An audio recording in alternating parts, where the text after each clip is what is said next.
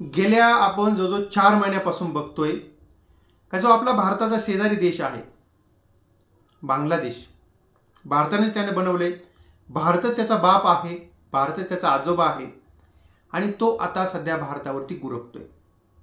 काल परवा आपण बघितलं असेल का त्यांच्याच एका देशातल्या राजकीय पक्ष आहेत आणि त्या पक्षाच्या नेत्याने असं सांगितलं का 14 तासामध्ये आम्ही बिहार घेऊ, ओरिसा घेऊ आणि कलकत्ता घेऊ, म्हणजेच अर्थात आम्ही बंगाल, बिहार आणि ओरिसा, तर ही 3 राज्य भारताची फक्त 14 तासात काबीज करू.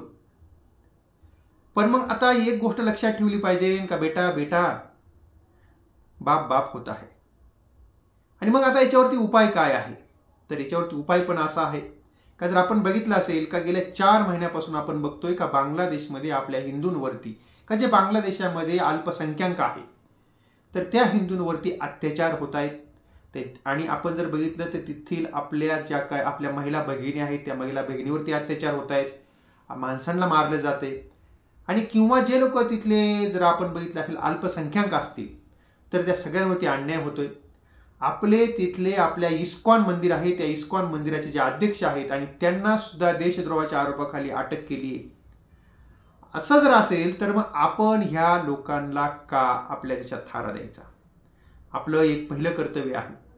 आपल्याला आपल्या गल्लीमध्ये कुठेही असेल, आपल्या गावात असेल, आपल्या आजूबाजूला असेल, कुणीही बांगलादेशी जर समजा भेटला, असं वाटलं हा बांगलादेशी आहे, पोलीस स्टेशनला जायचं आणि त्याची माहिती द्यायची आणि त्याला इथून लात मारून, त्याच्या ढुंगणावर लात मारून त्याला आपल्या देशातून काढून द्यायचं. काहीही त्या लोकांना आपल्या देशामध्ये थारा द्यायची गरज नाहीये.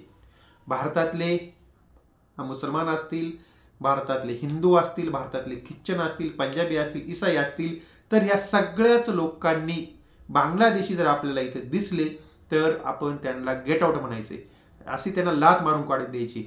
ठीक आहे, काही काही आपण म्हणतोय का काही लोक म्हणतात का मुसलमान लोकांच्या मुसलमान वस्तीमध्ये ते लोक आहेत, पण ह्या मुस्लिम लोकांनी सुद्धा ह्या अशा देशद्रोह्यांना का ज्यांनी आपण त्यांच्यावरती उपकार केले, ज्या पाकिस्ताननी त्यांच्या 30 लाख लोकांची पाकिस्ताननी कत्तल केली होती, 10 लाख महिलांवरती अत्याचार केले होते, अशा लोकांना आपण वाचवलंय, त्यांना नवा देश बनवून दिलाय आणि तेच आता आपल्यावरती वरटंगडी करून मुततायत. आता म्हणतायत का पाकिस्तान आमचा देश आहे, म्हणजे आमचा मित्र आहे. पाकिस्तानला त्यांनी आता विजा एकदम फ्री केला, म्हणजे पाकिस्तानातला कुणीही बिना विजाचा बांगलादेशमध्ये जाऊ शकतो, पण भारतातला नाही जाऊ शकत. आणि म्हणजेच आता सध्या त्यांनी काय केलेलं आहे, चीन आणि पाकिस्तान हे त्यांना जवळ वाटायला लागले. म्हणजेच आपण ज्यांना ज्या नरक यातनेतून आपण त्यांना बाहेर काढले आणि ते आपल्याला सांगतायत का कलकत्ता आम्ही घेणारे, बंगाल आम्ही घेणारे, बिहार आम्ही घेणारे. मग आता 16 डिसेंबर आणि 1971चा दिवस आहे, लांब नाहीये, 6 दिवस राहिलाय.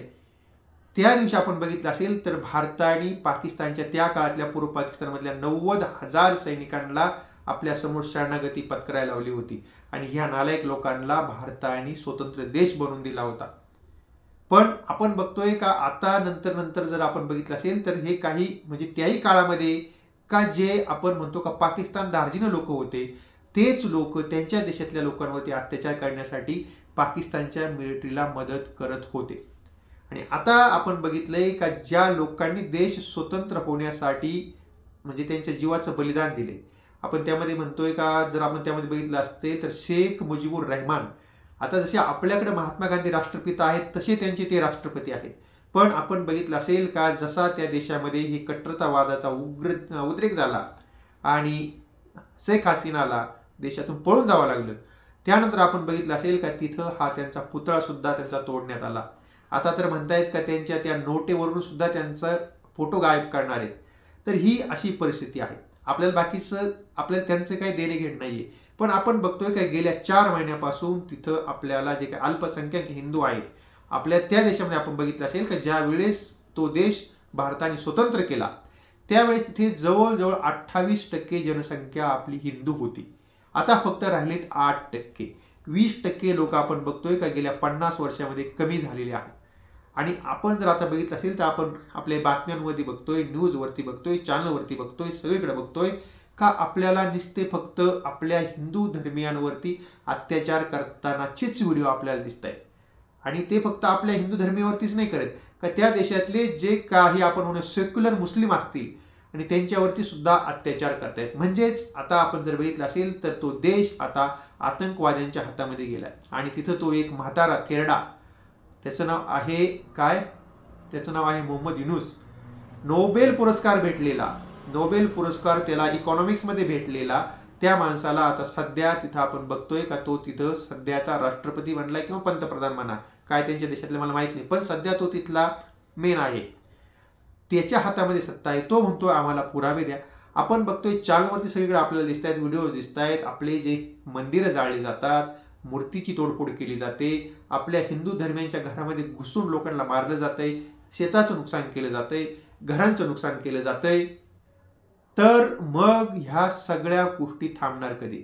आता एकतर मग काय करावं लागेल, तर एकतर त्यांना 1971 सारखा दणका द्यावा लागेल, परत भारताला तिथे घुसावं लागेल, भारताला आपल्या हिंदू धर्म ते जे काही लोक आहेत ते वाचवण्यासाठी मग आपल्याला त्या देशामध्ये परत आक्रमण करावं लागेल. पण आता इतकं मोठं धारिष्ट्य आता सध्या मोदी सरकार करेल का नाही हे आपल्याला माहित नाही, पण मग आपल्या काही गोष्टी हातात आहेत. आपण जर बघितलं असेल तर पाकिस्तानमधून त्यांच्या देशात काही जात नाहीये. ते जे बाहेरून जे काय घेतात, वस्तू आयात करतात, त्यातला 17% त्यांच्यावाला हिस्सा जो आहे, जो काय ते इम्पोर्ट करतायत त्यातला 17% जो काय माल आहे तो भारतातून जातोय. भारत सरकारने याच्यावरती बंदी घातली पाहिजे. मरू द्या, जाऊ द्या, पाणी आहे तर पाण्याचा मेन प्रभाव भारतातून जातोय, पाणी अडवा, ते मरू द्या तिकडं, काय त्यांना पाणी नाही भेटलं मेले तरी चालतील, काही फरक पडत नाहीये. त्यांना लाईट भारतातून जाते. आता ते आपण म्हणजे त्यांचं काय असं म्हणणं का टेक्स्टाईलमध्ये आम्ही नंबर 1 आहे, पण कापूस कुठून जातोय? भारतातून जातोय. काय देऊ नका कापूस, त्यांना काही फरक पडत नाही, ऑटोमॅटिक ते पायावरती येते. आणि म्हणजेच आपण जर त्यांची अशी कोंडी केली तर ते आपोआप उपाशी मरतील. जर समजा आपण बघितलं असेल का लाईट अदानीनं 50% कमी केली होती, लगेच पेमेंट दिलं त्यांनी, म्हणजे कितीतरी 1000 कोटी रुपयाचं पेमेंट बाकी होतं. आता माझं अदानीला सुद्धा सांगणं आहे, काही देऊ नका लाईट, काही फरक पडत नाही, त्यांची लाईट बंद करून टाका, नंतर त्यांचं पाणी बंद करून टाका, जे आपल्या देशातून जे काही त्यांना अन्नधान्य जात आहे ते बंद करून टाका, कापूस देणं ते पण बंद करून टाका. आणि आपल्याला जर समजा आपण बघतोय का जे आपल्याकडे काही आपले कपडे वगैरे येतात बरेचसे, त्यातले बांगलादेशचे पण काय असतात, तर ह्या अशा कपड्यांवरती आपण सुद्धा बंदी घालायची. आणि परत सगळ्यात महत्त्वाचं का जर आपण बघितलं असेल तर आपल्या साधारणतः आपल्या ग्रामीण भागात नाहीत पण शहरामध्ये आपण बघतोय का ज्या ज्या ठिकाणी मुस्लिम वस्ती आहे तर त्या ठिकाणी सगळ्या मुस्लिम वस्तीमध्ये जर आपण बघितलं तर हे बरेचसे आपण म्हणतो का रोहिंग्या मुसलमान आहेत, बांगलादेशी मुसलमान आहेत, तर ह्या मुसलमानांना शोधून काढलं पाहिजे, कुत्र्यासारखं मारून त्यांना भारतातून बाहेर काढलं पाहिजे. काय काम आहे त्यांच्यावालं? आपण जर आपण सगळा विचार जर केला तर त्यांच्या देशातले लोक आता म्हणतायत का आम्ही बंगाल काबीज करू, ओरिसा काबीज करू, बिहार काबीज करू, भारत आमच्यावरती आक्रमण करू शकत नाही, आमच्याकडे ताकद खूप मोठी आहे. जर तुमची एवढी ताकद आहे तर तुम्हाला 1971 साली का रोग झाला होता का? तर हाही मोठा प्रश्न आहे. आणि म्हणून आपल्या सगळ्यांचं एक महत्त्वाचं कर्तव्य आहे, आपल्याला कुठं बांगलादेशी दिसला का वाजवायचा आणि पोलिसांच्या ताब्यात द्यायचा. पहिला वाजून घ्या, काय असेल ते नंतर बघू आपण त्याला पहिल्यांदा वाजून घ्यायचं. तर म्हणजे का वाजून म्हणजे त्याला फटकवायचं, चांगलं काय डॉक्युमेंट असेल ते घ्यायचे आणि त्याला घेऊन पोलीस स्टेशनला जायचं आणि पोलिसांच्या ताब्यात द्यायचं. आणि पोलिसांना सुद्धा सांगायचं की जोपर्यंत हा आमच्या देशातून जात नाही तोपर्यंत आम्ही इथून हटणार नाहीये. असं जर आपण केलं तर भारतातले जवळजवळ बरेचसे, जवळजवळ असा अंदाज आहे म्हणतात का जवळजवळ 3 ते 4 करोड हे बांगलादेशी भारतामध्ये आलेले आहेत. मग अशांचं काही काम नाही ना, अशा लोकांचं काही काम नाही, अशा लोकांपासून आपलं काही अडत नाहीये, अशा लोकांना आपण त्यांना लाथ मारून काढून द्यायला पाहिजे. आपण बघतोय ते जर आपल्या केलेल्या जर आपल्या म्हणजे जे काय आपण त्यांचे हे केलेले आहेत मोठे त्यांच्यावरती उपकार केलेत, भारतातले जवळजवळ 4000च्या आसपास सैनिक शहीद झालेत बांगलादेश स्वतंत्र करण्यासाठी. आणि ते आता आपल्याला जर समजा असे वर टंगडी करून जर आपल्यावरती जर मुतत असतील तर मग अशांची खैर करायची नाही. तर ह्या अशा लोकांना म्हणजे त्यांना असं वाटतंय का आता चीन आमच्याबरोबर आहे, पाकिस्तान आमच्याबरोबर आहे, नंतर अमेरिका आमच्याबरोबर आहे, भारत आमचं काय वाकडं करणार आहे. पण अजून त्यांना माहीत नाही, भारताची मिलिटरी त्यांना माहीत नाही आहे. भारताच्या मिलिटरीने त्यांच्याच समोर 90,000 मिलिटरीला काय करायला सांगितलं होतं, शस्त्रखाली टाकायला सांगितली होती, शरणागती पत्करायला सांगितली होती. आणि भारताची किती होती? भारताचे काही हजारामध्ये होते, फक्त का 2-4 हजार असतील असं म्हणतात.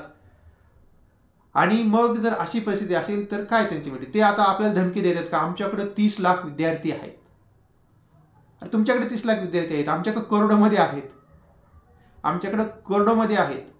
जर आम्ही नुसतं फक्त गेट आमचं मोकळं करून जर आमच्या लोकांना, बेरोजगार लोकांना जरी म्हटलं ना का बांगलादेशमध्ये जाऊन नुसतं फटकवायचं आणि तरी सुद्धा तुमचा देश सगळा मोकळा होईल, सुतासारखा सरळ होईल.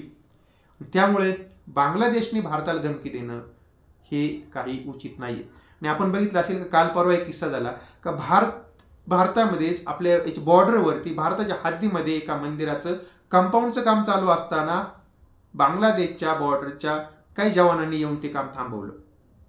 आणि नंतर ठीक आहे, भारताच्या आपल्या याच्या BSFच्या जवानांनी जाऊन जे काय करायचं ती कारवाई केली आणि ते काम परत चालू झालं. पण आता त्यांची मजल इथपर्यंत गेलेली आहे. आता त्यांनी भारत आणि बांगलादेशच्या बॉर्डरवरती त्यांनी आता ड्रोन केलेले आहेत, तैनात केलेत. का केलेले आहेत तर आपण ह्या पण गोष्टीचा आपण सगळा विचार केला पाहिजे. आणि म्हणून आता आपल्यासाठी म्हणजे आपण तर काय तिथे बांगलादेशमध्ये जाऊन आपण लढू शकत नाहीये, याचं कारण आपल्या सरकार परमिशन देणार नाहीये. पण आपण जे काम करायचं ते करू शकतो. आपण संपूर्ण बांगलादेशी वस्तूंवरती बहिष्कार टाकायचा. बांगलादेशी कपड्यांवरती येते काय आपल्याकडे, बांगलादेशमधून कपडेच येतात, बाकी काही येत नाही. बांगलादेशी कपड्यांवरती आपण बहिष्कार टाकायचा. आपण चीनच्या वस्तूंवरती बहिष्कार टाकायचा, कारण आता ते सध्या चीनच्या मांडीवर जाऊन बसलेत, पाकिस्तानच्या मांडीवर जाऊन बसलेत. आणि म्हणून आपण चायना असेल, बांगलादेश असेल, अशा वस्तूंवरती आपण सरळ बंदी टाकायची. आणि पण सगळ्यात महत्त्वाचं, बांगलादेशी कुणी आपल्याला असं समजलं, इथे राहतोय, ह्या गल्लीत राहतोय, त्या गावात राहतोय, म्हणजे आपण सगळ्या लोकांनी त्याला उचलायचं आणि त्याला पोलीस स्टेशनला घेऊन जायचं, पोलिसांच्या ताब्यात द्यायचं आणि पोलिसांना सांगायचं जोपर्यंत तो इथून जात नाही, जोपर्यंत त्याला आपल्या देशातून घालवत नाही, तोपर्यंत आपण पोलीस स्टेशन सोडायचं नाही. जर असं केलं तरच आपल्या देशातून बांगलादेशी पण गायब होतील आणि बांगलादेश सुद्धा सुतासारखा सरळ होईल. यात काही नाही त्यांच्याकडे, फक्त काय त्यांचा बोलाचा भात, बोलाची कडी आहे. पण आता जर आपण बघितलं असेल तर आता सध्या आपण बघतोय का जे आपले काही लोक तिकडे आहेत, आपले सगळे आपण म्हणतोय का आपल्या देवदेवतांचा अपमान केला जातोय, आपल्या सगळ्या हिंदू धर्मियांचा अपमान केला जातोय आणि त्यांना त्रास दिला जातोय. आणि म्हणून आपल्याला ह्या सगळ्या गोष्टी अवलंब करावा लागतील. आणि तेव्हा आता म्हणजे एकंदरीत अशी पण अपेक्षा आहे का भारत सरकारने याच्यावरती कडक असं रुख जे आहे ते घेतलं पाहिजे. का नुसतं बोलणं चालणं करून उपयोग नाही, ते बोलण्याच्या पलीकडे गेलेले आहेत.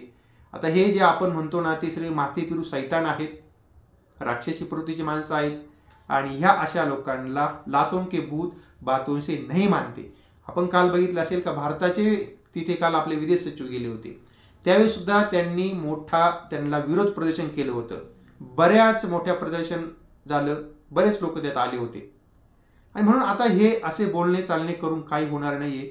अशा लोकांना, ज्या लोकांना बोलण्याची भाषा समजत नाहीये, त्या लोकांना लाथाखाली तुडवायला पाहिजे, त्याशिवाय दुसरा काही पर्याय नाहीये. आणि तेव्हा आता आपण इथे आपण थांबत आहोत. पण आपण सांगितले, मी ज्या काही गोष्टी आपण सांगितल्या त्या सर्वांनीच पाळायच्या. आणि त्यात म्हणजे 2 गोष्टी, बांगलादेशी वस्तूंवरती बहिष्कार आणि बांगलादेशींना जो कुणी असेल, आपल्याला जर माहितीतला असेल, आपला कुणी मित्र असेल, कुणी असेल, खास करून ज्या मुस्लिम वस्तींमध्ये काही बांगलादेशी लोक राहतात, काही रोहिंग्या लोक राहतात, त्या लोकांना शोधून मुस्लिम लोकांनी सुद्धा का ह्या अशा लोकांना पोलिसांच्या ताब्यात देणे हाच एक पर्याय आहे. आणि तेव्हा आजच्या भागामध्ये आपण थांबतोय. जर तुम्हाला माहिती चांगली वाटली असेल, व्हिडिओ चांगला वाटला असेल तर आपण आपल्या या व्हिडिओला लाईक करायचे, शेअर करायचे आणि आपल्या चॅनलला सबस्क्राईब करायला बिलकुल विसरायचं नाही.